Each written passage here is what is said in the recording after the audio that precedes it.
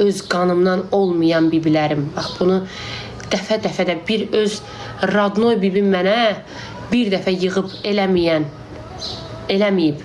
Amma mənə o yad bibilər mənim üçün yığıb ağlayan var ha. Ağlama.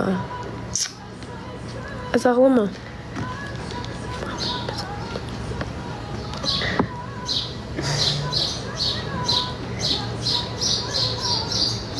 Mən onların haqqını heç vaxt qoya bilmərəm yerdə.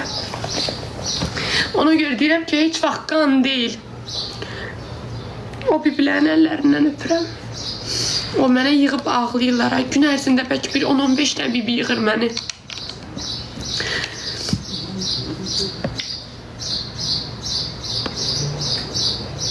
On 15 sən yığır. Mən bir sənə qədər yığırlar.